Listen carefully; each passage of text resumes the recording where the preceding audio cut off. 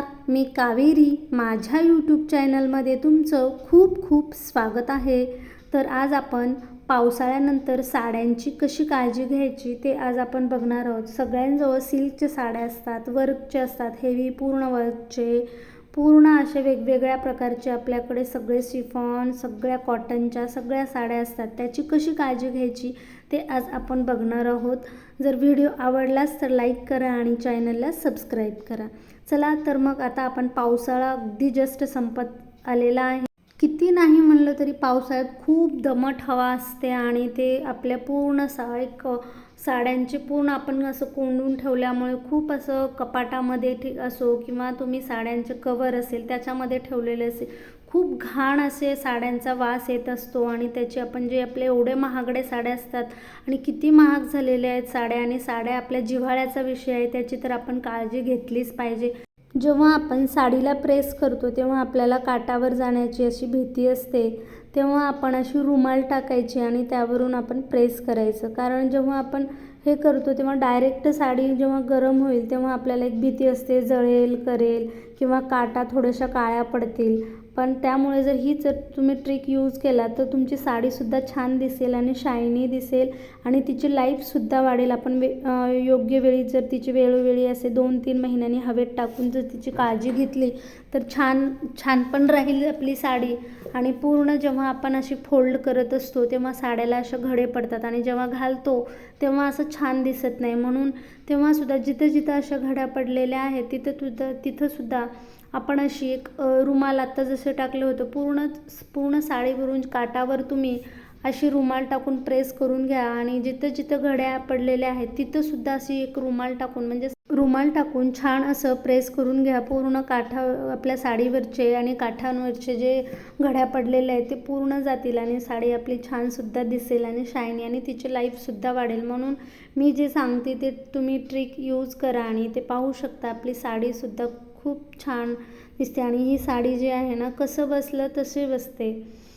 तर आता जेव्हा आपण साडी कपाटामध्ये हँग करतो तेव्हा अशी जे स्टीलचे जे आपल्याकडे हँगर असतात ते खरंच प्लीज यूज करू नका. कारण हे जे हँगर असतात ते खूप आपले साड्या खराब करतात. किंवा दुसरं कुठलाही ड्रेस असो काही असो त्याला तुमच्या घरामध्ये असेल तर लगेच फेकून द्या खरंच प्लीज.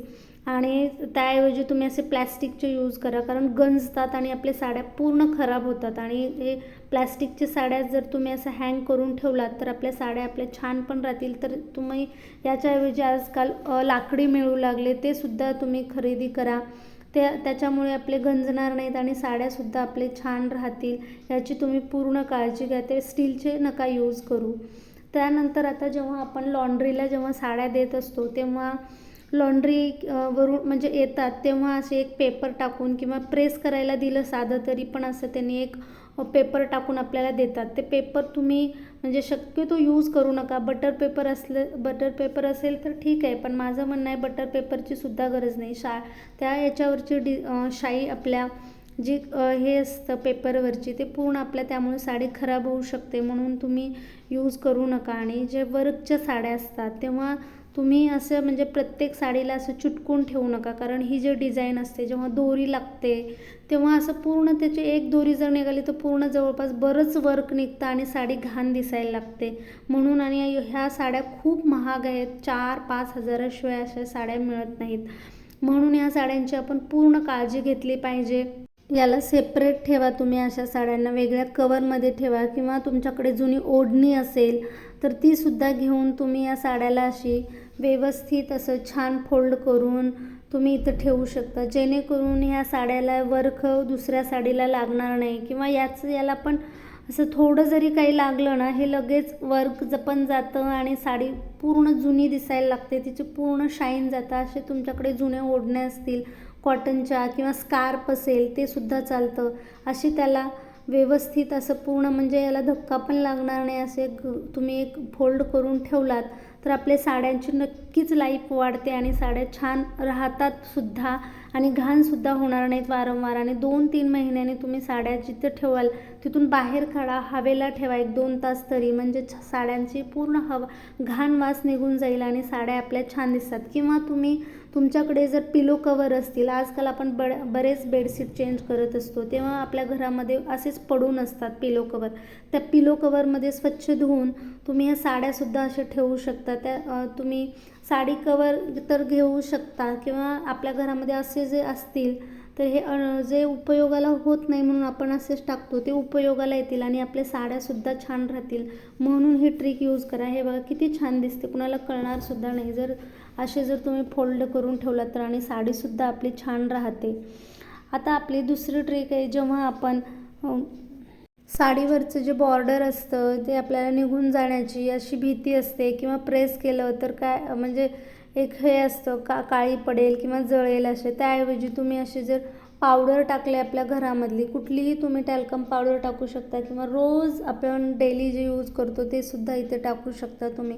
त्यावरून जर तुम्ही अशी जर रुमाल अगोदर आपण जसं केलं तसं ठेवलं तर आपली हे बॉर्डर जी असते ती सुद्धा घाण होणार नाही किंवा काळी पडणार नाही.